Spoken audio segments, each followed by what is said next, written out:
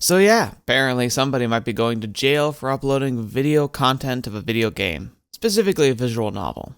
Hello and welcome to The Blue Shifting. I don't know if you've ever seen me before. There's a chance you haven't. This is different from my typical content, so this is likely going to be reaching audience people who've never seen my channel before. Hello, hi, I'm The Blue Shifting. I do gameplay, but I focus on narrative-based gameplay because I love really diving into the worlds and characters of the various types of games that I play. You could tell I don't do scripted content, and that's really not anything different here. I have put a lot of thought into what I'm going to be saying here, but keep in mind that it's going to be my content. Again, it's not something I am cultivating, and while I have an outline, I'm not going to be following it in a way that's going to be pre-formatted. It's mostly going to be just my genuine thoughts. All right, so this all started a few days ago. When this video is posted, most likely it'll be about a week ago. July 30th, a article was published on PC Gamer, which I've got pulled up right here. And as is the way of things with clickbaity titles, it's got the title, Incensed Japanese visual novel author vows legal action against streamer for violating broadcast embargo, then vanishing into the night without even saying sorry. Again, it's one of those weird titles that I don't know why they decided to do it that way. Now, I'm not going to obviously read the whole article for you, but I did a little digging based on this article because the title naturally caught my eye as it feels very relevant to me. This is yet another facet of the fair use argument, and this is something that butts heads a lot when it comes to content creators versus creators and game developers in Japan. A lot of that stems from different laws, but I also want to talk about it because I think it's highly relevant. The biggest thing you can take away from this is that I think not only is this article right, but I am actually in the wrong, and many other creators like me are in the wrong if they're not being careful. That's the difference. I feel like I'm going to talk about this, and I want to talk about how fair use is like the wings of Icarus. And just like Icarus, if we get too high or go too far, we're going to find that we're going to lose the wings that are letting us go aloft, and we're going to plummet into the sea. But we'll talk about the details of that later. Let's focus on first what the article is talking about. So it started out, it talks about here, it's about a creator of a Japanese visual novel called The Apathy Murder Club. And apparently, as it's Takayasama has recently been talking about this because they were going to release it, but before it was able to be released, somebody uploaded gameplay to YouTube, breaking embargo. Now, I wasn't able to find the actual videos, and I wasn't really looking that hard. I imagine he's probably tried to take them down, and I don't really want to promote whatever content creator decide to break embargo specifically and essentially try to harm the developer. But it's interesting because they make a reference to a really high-profile story that came out a while ago. A YouTuber in Miyagi Prefecture was arrested for uploading a Steins My Darling's Embrace, so that's the Japanese name for it. Hiyoro-kun. And I also am terrible at reading Japanese, so I apologize very much in advance for that. I apologize for a lot. There's a lot I have to apologize for. But yeah, that individual was actually arrested and convicted in court for uploading unedited video game content from Steins My Darling's Embrace onto YouTube. And that case really was interesting to me, and I followed it, not only because it had legal precedence for what I did, but around that time, I had actually been in a wrestling match with the publisher of Steins who at the time started becoming much more aggressive on content in general, but because I was in America, they couldn't go after me like they went after him, and I had a stronger foundation for claiming fair use in my case. And I think that might have been the same issue with his Apathy Murder Club. Because again, I'm not going to sponsor or feature the videos that were published, but the biggest issue is when people are publishing work that is very unedited, uncultivated, untransformative, and just raw gameplay. And it comes down here, and he talks about going to Twitter, but it also talks about how, right here, it even says the article, the following quotes are machine translated. And I got to this point in the article, and I was like, okay, wait a minute.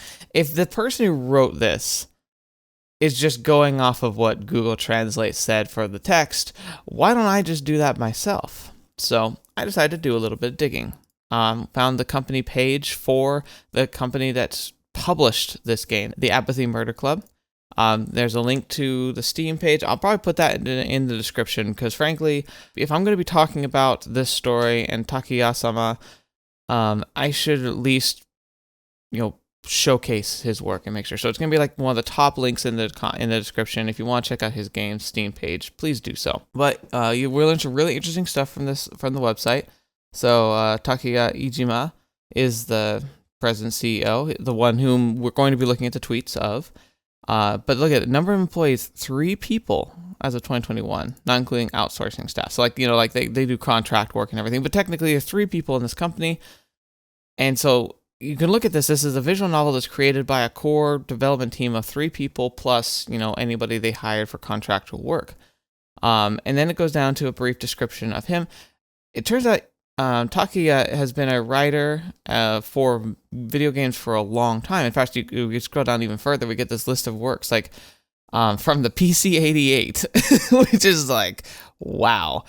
It's been a long time, and there's lots of these games. Most of them, I'm sure, are very small, probably mostly located and distributed just in Japan. Absolutely understandable.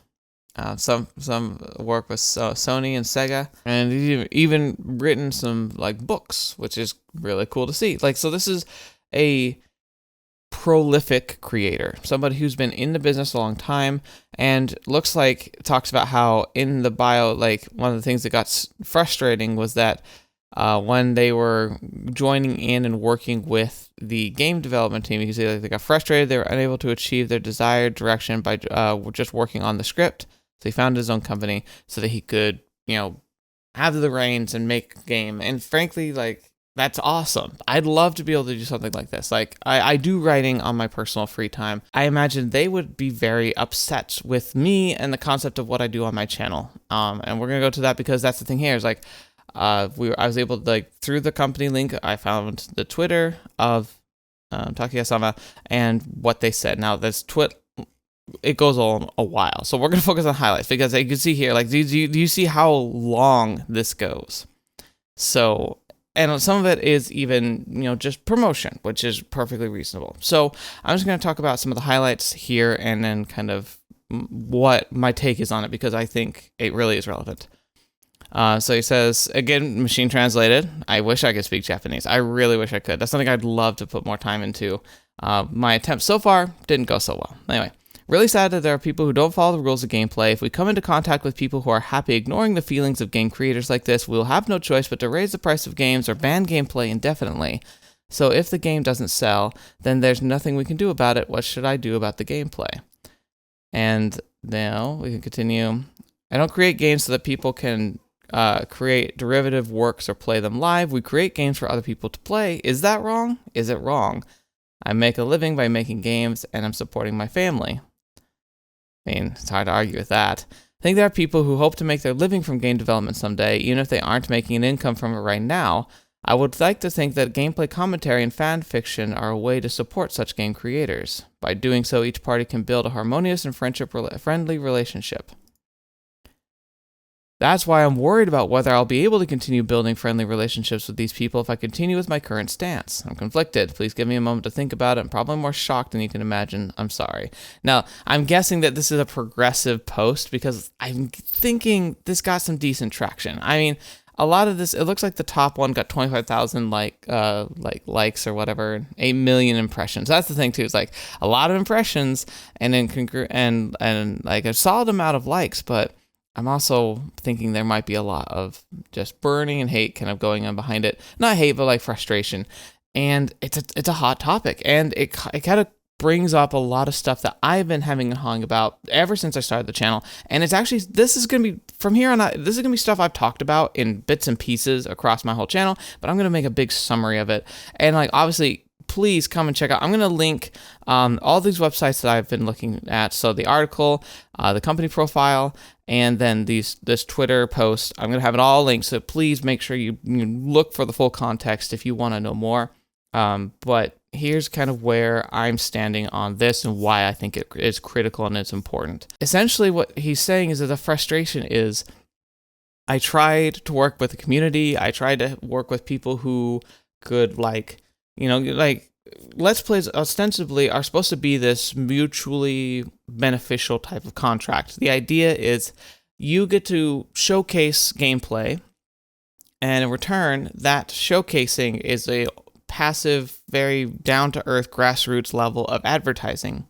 So it's supposed to be this kind of harmonious look between, but the issue that they're bringing up, and the frustration here, is that if somebody is uploading gameplay from a visual novel, which is so like there's gameplay that's narrative, and then there's visual novels which are like so narrative it almost isn't a game. And I've heard people like argue that, and frankly, like anyone who tries to combat that, there's really not much of a case for it. I will dive into that in just a second, but ultimately that's the conflict here, is saying, hey, if my game is entirely narrative, sharing content like a visual novel Let's Play is almost akin to reading a book on YouTube or watching a movie on YouTube and just uploading the whole thing, and like somehow that's supposed to be okay. And that's the thing, is that it should be, but I also really, I understand. I really do understand what he's trying to say here, and that frustration. And the real crime of this is not just that somebody uploaded content. He gave out a key ostensibly saying, hey, I'd like you to review this, or maybe even do like a short highlight piece about what you think about the game. You know, that was the intention. He wanted someone to do like maybe a short view, maybe show some clips or something, but ultimately give their impressions of the game. But instead, somebody uploaded just raw gameplay. And for him, especially because it's a very narrative game, I'm guessing it probably doesn't have branching paths. It's mostly just a narrative story. And he's saying like, okay, well, what's the point?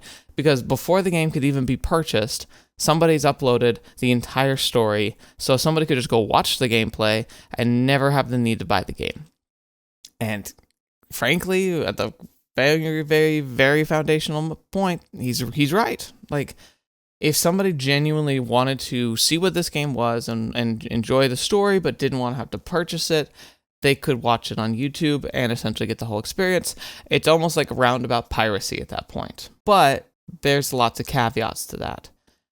If the gameplay isn't transformative, it's not even protected by fair use anyway.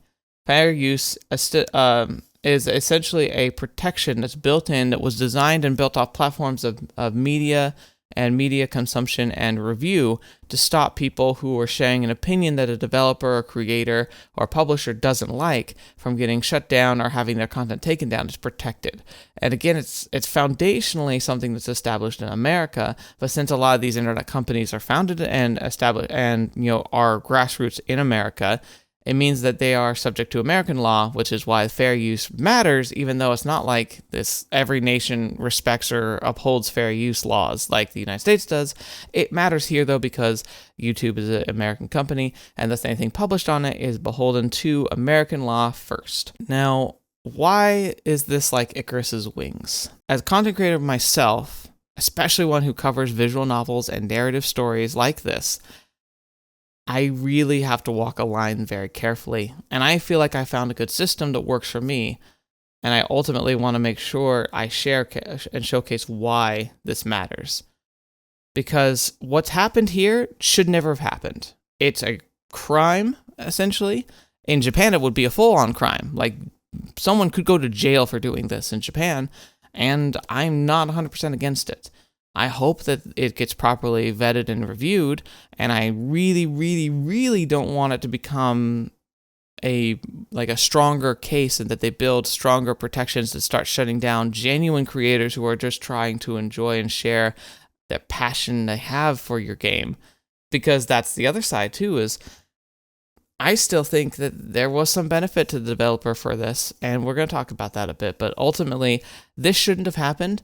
And this type of posting does way more damage, not only to what happens to the brand, but also it erodes any sort of trust developers and game developers, especially visual novel game developers, are going to have with content creators. So it hurts me. But I also feel like in return, my content is inadvertently hurting these game developers, and I genuinely am 100% sorry for that. I am so sorry for that. That's kind of what motivated this weird content anyway. I've never made something like this before. That's why. Fair use is a protection that allows us to showcase content and to make reviews and commentary on content and have it be protected. I'm so grateful for that. And it really is something we need to cherish. It's something we've watched being attacked by big media companies for years now in various ways. And I don't want to see it like altered or changed in a way that would shut down Let's Plays. Especially because, I mean, this is one of my favorite things, one of my favorite hobbies. I love making content, and I love making the content I make because of the community we've been able to build around it, and the love and the passion we get to share about sharing these wonderful stories. I don't want that going away. I don't want that to be hurt because, some bad actors, like really the dumb minority, decided to just screw us all over by flying too high and pretending that the rules don't matter anymore just because they were given freedom to move about across the sea through the air. It doesn't mean you have the ability or right to just ignore the rest of the laws and rules and boundaries that have been established. We already have so much freedom. Why would you jeopardize what we have just because you decided to do something different? What should have been done? And what do I do to avoid this problem as a content creator? Frankly, it's all about communication. I understand that a majority of the content I make is not simple gameplay. It's exploring a narrative story. And it's not just visual novel content. I also have started dipping my toe into other games like Yakuza 0, Legends of Heroes Trails in the Sky, Persona 5 Royal. I just started kind of dabbling and adding this type of content to my channel, but I would say that honestly, it's not that far off from a visual novel. Maybe there's more gameplay in these games, but when push comes to shove, what's the appeal to games like Legend of Heroes, Yakuza? It's the story, it's the characters and the drive. And those are, when you make a Let's Play of it, you're kind of circumventing what other people could enjoy if they've never played the game and don't intend to buy the game. They can enjoy a majority of the gameplay and the story on their own. Yet people aren't as critical of Let's Plays of those as they are of visual novels, because visual novels have so little gameplay, most people wouldn't consider them games, and they're kind of justified. There's kind of a spectrum here, and I'm going to use popular titles to express it, although it's better showcased in lesser-known titles. But just to be clear, a good example of a pure narrative visual novel would be muv-luv Alternative. If you've ever played the game, you understand it is incredibly linear. There's really no decision-making at all. You pretty much are just setting the pace for yourself. And that's fine. The type of the game it is and the build-up it's had to get to that point, it's a journey that is fun to explore, but ultimately it's just a powerful narrative and is trying to tell a really good story. It's more like a graphic novel than anything else, because no matter how many times you replay the game, you're never going to see anything new. So my upload of that gameplay is you're never going to be able to find anything new. Alternatively, I'd argue things like Steins, which is a good example of a powerful narrative story, but it has very strong gameplay elements for a visual novel where endings that you can get are 100% determined by choices the player makes. I'm not going to go into the details of them because if you've never played it, you absolutely should play it. But the idea is that the game is built around, majority of the time, just telling you a good story, but then in the end, at key moments, you have to actually make the decision as the player as to what happens next and what direction fate takes. Like, you get to have the reins on that, and you have to physically make that decision. And it's a really fun and interactive way to work with the model of a visual novel to really make a powerful moment for the reader. And then you also have genuine, just full-on gameplay mixed with visual novel elements, like the Sunrider series, which is a much lesser-known series, but it's like the most prominent in my mind of a visual novel that absolutely has just genuine gameplay in it, because it'll step away from the visual novel and do like a tactical turn-based space battle simulator, which is really fun, really good game, and that one's for free, so check that one out. But there's dozens and dozens of examples, and why do I bring this up? Well, because that spectrum is there. There are visual novels that are absolute gameplay, and there are visual novels that are absolutely not, and essentially are just a clicking book. And The problem with that spectrum is that you can't just look at it and make a broad stroke saying like, oh, visual novels are games, or all visual novels of choice-based direction. All visual novel Let's Plays are showcasing everything that the game has to offer, or limited views. I've always made it a point to try my best to only showcase parts of the game, specifically parts of endings, but I also am never going to be throwing myself at a game that I can't see through to the end. A good example is Clannad. Clannad by Key has long had a very strong embargo on it and its story, and understandably, it's a very powerful story. It's one of their top titles. They don't want people spoiling themselves. They'd rather people buy the game. Totally get it. But it means I'm not going to be covering it on my channel unless that stance changes, because as it is, they only ever want people showcasing on YouTube and streaming up to a certain point. Now that point's decently in. I think it's supposed to be like 6 to 10 hours of gameplay, essentially. But like that's for a 50 to 70 hour game experience. And so that would mean if I were to make that as a Let's Play, we'd probably enjoy it, but then I'd have to cut it off at a story point and just kind of say, oh, I guess we're done here. Hope you enjoy the rest of the game. Or maybe I could talk about the rest of the game in post. But part of what makes it so fun is being able to share a journey with my my audience. I'm not trying to post gameplay because, I just want to post the gameplay. It's about going on a journey and letting other people who are fans of that story, of that journey, be there with me. That they get to watch the highs and lows, that they get to see my genuine reaction and thoughts. I get to theory craft and kind of speculate on what I think is going to happen, and they get to see and compare that and watch it down with me. Again, this whole reason for making a Let's Play is it's supposed to be like you're sitting down with a friend and sharing an experience, whether that be a big multiplayer, Fortnite Battle Royale, which I'm definitely not a big fan of, if you can't tell. But you could, the people who are doing content like that versus somebody doing content like a visual novel, the feel and the experience and the desire to share with the community is ultimately is the same. It should be, at least. And that's the thing that makes it different. I think you need to make sure content like this is transformative. You're not going to just see gameplay on my channel. I'm always going to have my face on the screen, except for maybe certain key points where it really doesn't make sense. But even then, that's very limited in scope. Usually it's they have an animated, really cool setup for an intro sequence or something. I'll usually bow out for that to just let it kind of be there in all its glory and then come back when it goes back to the gameplay. Or there's also the point of being able to put the brakes on what's going on and make a comment on it. A lot of channels that are much more successful than me, for good reason, often are able to take creative, fun, and comedic spins on these moments and be able to make them all really funny or dynamic, or point out really interesting incongruencies with the story. Really cool, really fun. I take a much more serious hard line where I'm really trying to pull out the world building, the characters, and the setting and set pieces and the plot. And if there's anything that makes me unique in that, well, maybe not unique, but different to most Let's Players I see, it would be the fact that I'm usually 100% invested in the story.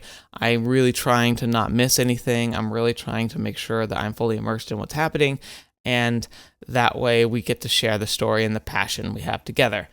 I feel like that's a good thing, and I think it's more angled towards trying to build up a supportive fan base rather than just trying to leech off of the success of other titles, which is also why I've always tried to make a point to highlight smaller titles on my channel.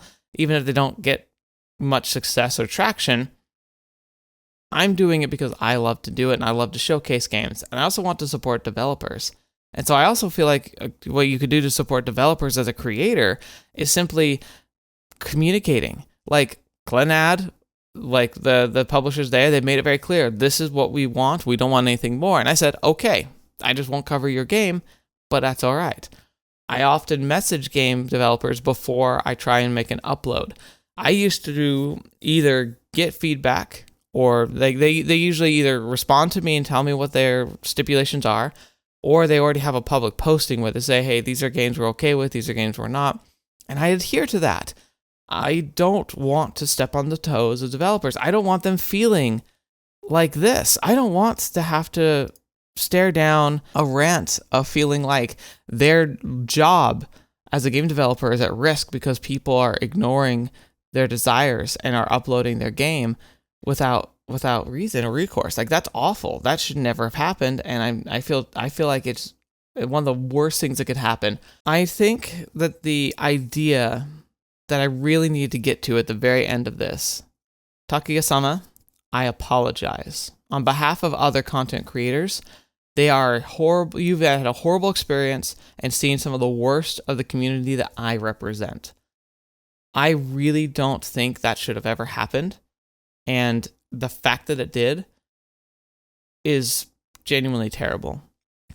You trusted somebody to handle the game, the key that you gave them, the access to a game for free before it was officially published, with the idea that they were going to be able to, I don't know, at least get the word out to give their thoughts and feedback. And instead, they simply re-uploaded the entire game, I'm guessing with no commentary.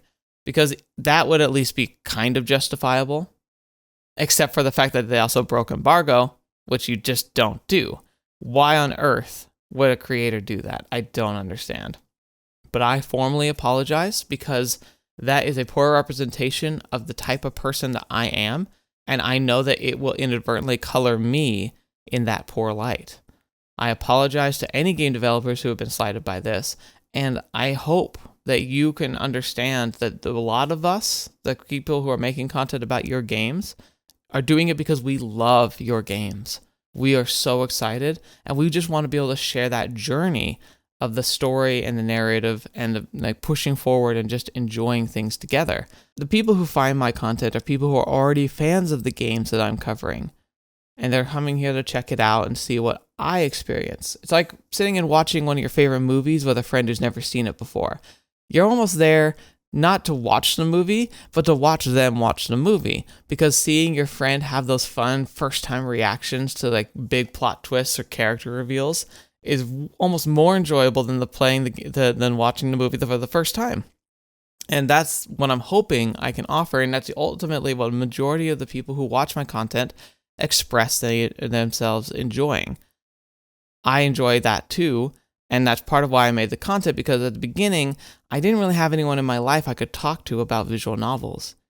And the few Let's Plays that kind of helped me discover what visual novels were, with the Anime Man and Lost Pause, they just covered some visual novels, and I was like, what is this media? It's amazing. It's like right up my alley of like what I love. And I dived into it, and as I started my journey into this space of visual novels, I was like, this is too cool to just not talk about. So I started making visual novel videos, and a lot of my early ones are garbage, FYI, but I keep them up because it's great. But I've come a long way. Ultimately, my gameplay videos, at least for me, and I think for the majority of people who cover visual novels, it comes from a place of love, from a desire to share and showcase that love, and to be able to kind of share it with the world. And the few people who find my content that have never seen that visual novel before, I almost always plead with them to like, hey, go buy the game, go read it yourself and come back later. I can't control them, obviously, but like from a person who just loves that type of gameplay, I'm never going to want to be a source of ultimately piracy. And that's why it's really nice when there's a branching multi-ending type of narrative, because then I only showcase a few of the endings. That way we get the full narrative experience, but I leave a lot on the table for other people to explore on their own, to the frustration of people who watch. I have people who are always just really wishing and pushing for me to like just show the whole game, and I totally get why. They want to share those fun moments, and maybe I didn't cover some of their favorite characters. But I always try and draw that line where I say like, look, I'm not going to like short the story where I'm only going to cover a bit of it and then just hard stop. I want to play the games that I'm allowed to play to the end, but I'm also never, of my own volition, want to showcase everything a game has to offer if I can avoid it.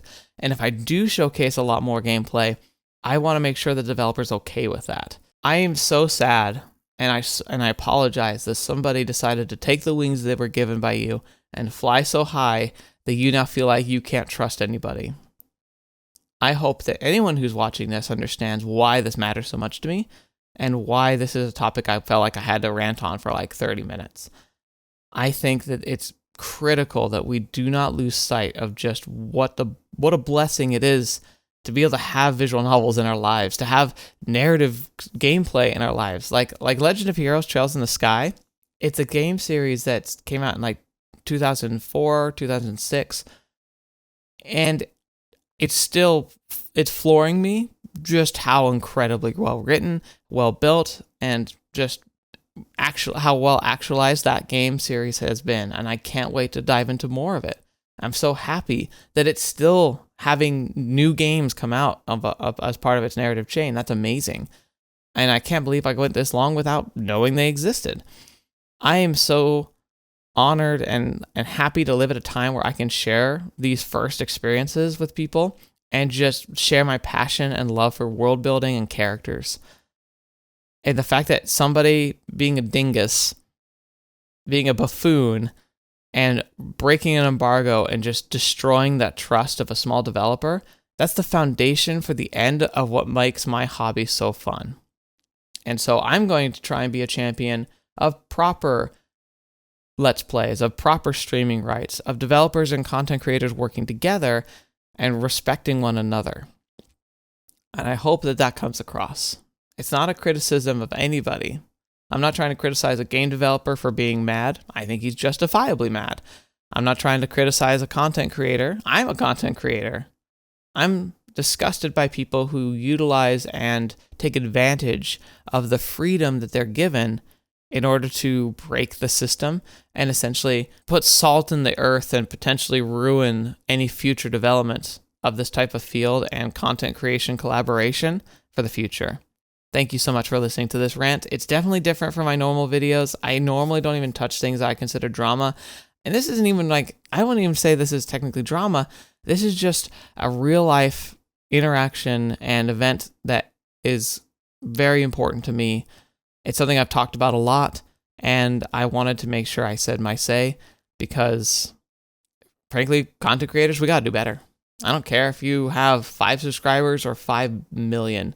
You really should not let this kind of stuff happen. This is just disgusting, and it just ruins the opportunities that the rest of us might be able to have, and it could potentially lay a foundation for far more aggressive anti-fair use laws, which could directly impact like not just our like hobbies, but some people's actual full-time income. If you read through the rest of the post by Takuya-sama, I feel like they've become very agitated at times. They take some hard lines that I don't agree with in some respects, but that's okay. Like we all have different opinions. I like I said, I'm really worried that the well's been poisoned here, and like that this might not be a recoverable situation, despite the fact that I really wish it could be. I hope if you ever watch this, Takuya-sama, just know that I feel you, I understand, and I grieve with you at the fact that somebody took advantage of your generosity. It should never have happened. They should have apologized. They should take down those videos if they haven't been taken down. And I hope that you can understand that there's a lot more of us who want to see you succeed because we're so grateful you're making content like this. Please don't give up on us, and please keep working. Please keep doing what you love, and I want to make sure that you know I want to support that. Anyway, thank you. I hope you have a great rest of your day. Let's go and enjoy some good stories together. So until next video, watch me up. See me next. I'll see you there.